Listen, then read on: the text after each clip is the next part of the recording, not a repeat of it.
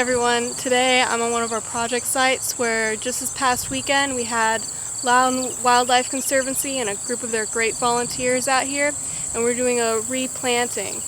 This is what used to be an old farm pond that we ended up draining, and now we're working towards converting it into a forested wetland.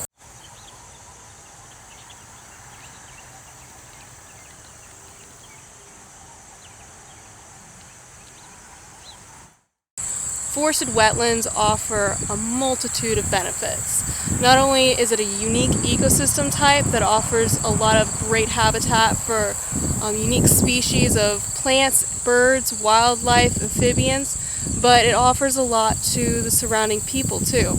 Wetlands do a great job at slowing down water flow, at purifying water, sequestering sediments and nutrients, and doing a lot for the water quality downstream. That's what makes this such an important site. First steps to turning this old farm pond into a forested wetland was to breach it and drain it.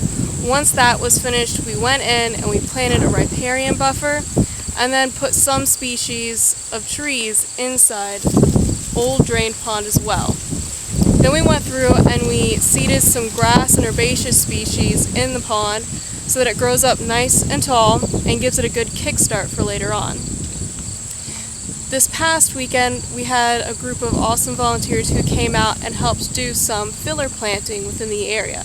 We planted more species within the pond based on what survived best from our previous plantings, as well as filling in gaps in our riparian planting as well.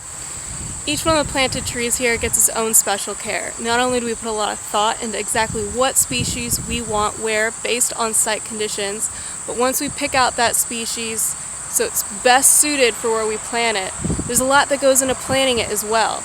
We want to make sure that the hole is the right size and depth so we don't bury it too deep or in too tight of a hole. That way the roots can really get a good solid bearing in that soil and grow fast. We also want to make sure that it's supported by a stake so that strong winds, kind of like today, don't end up blowing it over while the roots are really establishing themselves.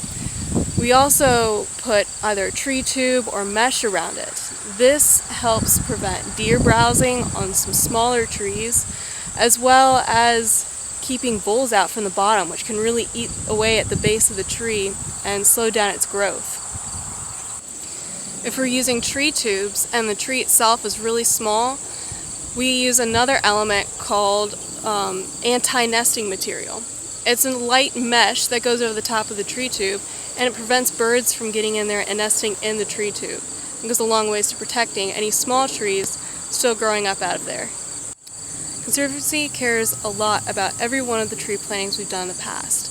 Every year we go through all of our riparian areas and reforestation projects, and we inspect every single tree to make sure that it has what it needs, it's doing well, and it also gives us a good idea of the survivability and success rate of our plantings in case we need to do something different in the future to make sure that it does even better. Something that makes it so much easier and even enjoyable for us is when we have a group of volunteers ready to help out in these planting projects. Just this past weekend we had 90 trees to plant, but many hands makes light work, and with this great group we had coming out, time went by fast, and these trees were in the ground and looking great in no time flat.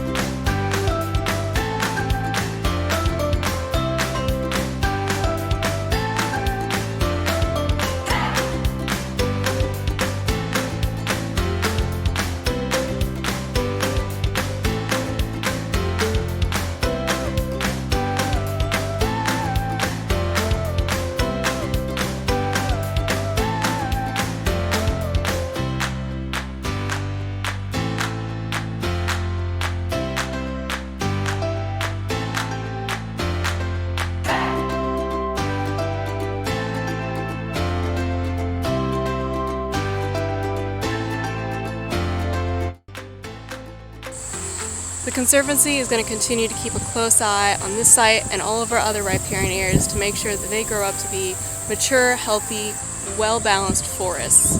I hope you guys enjoyed this video and you'll get out and enjoy some of our planting areas. Appreciate your time. Be sure to drop us a like, comments below, and I'll see you guys next time.